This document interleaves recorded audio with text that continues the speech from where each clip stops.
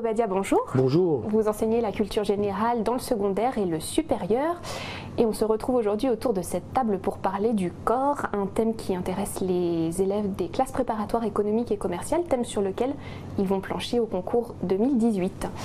Dites-nous quels sont les incontournables que vous avez identifiés sur ce thème du corps. Moi, je commencerai par évoquer la figure de Platon. Platon, à qui on doit cette formule tirée du Phédon, le corps est le tombeau de l'âme. Que veut dire Platon?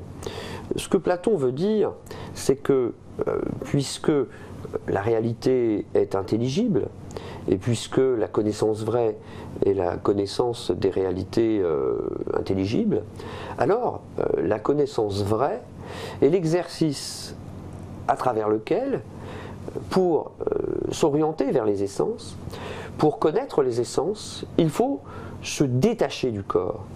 Il faut se détacher du corps qui est une entrave à la connaissance. On doit d'ailleurs à Socrate cette formule assez enlevée. Philosopher, dit Socrate, c'est envoyer poliment promener le corps. Envoyer promener le corps. Alors pourquoi envoyer promener le corps? Bien, encore une fois, parce que le corps est ce qui nous attache à la réalité sensible, et que la réalité véritable étant intelligible, il faut donc en fait se détourner du corps. Il faut donc se détacher de la réalité matérielle, de la réalité sensible, pour se tourner vers l'être véritable, pour se tourner vers les essences.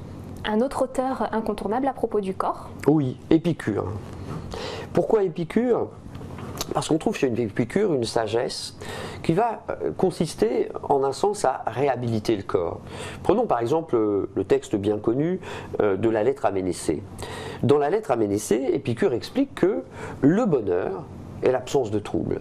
Et que pour réaliser le bonheur, c'est-à-dire pour réaliser cette absence de trouble, il faut se suffire à soi-même. Il faut développer un état que Épicure appelle l'autarkeia, l'autarcie.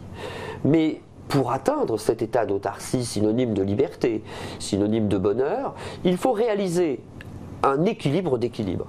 Il faut réaliser un équilibre mental, que Épicure appelle l'ataraxie, mais il faut aussi réaliser un équilibre physique, un équilibre corporel, qu'Épicure appelle l'état de l'aponie.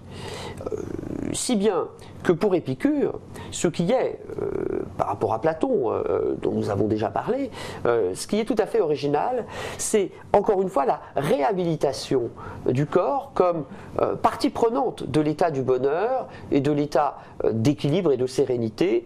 En quoi consiste le bonheur? Une formule, par exemple, d'Épicure, qui révèle bien cette originalité, tirée d'un texte qui a pour titre les Sentences vaticanes. Je cite Épicure: « Le cri de la chair, ne pas avoir faim, ne pas avoir soif, ne pas avoir froid. Celui qui a cela, et a l'espoir de l'avoir plus tard, peut même rivaliser avec Zeus pour ce qui est du bonheur. » Claude Obadia, merci beaucoup. Merci à vous.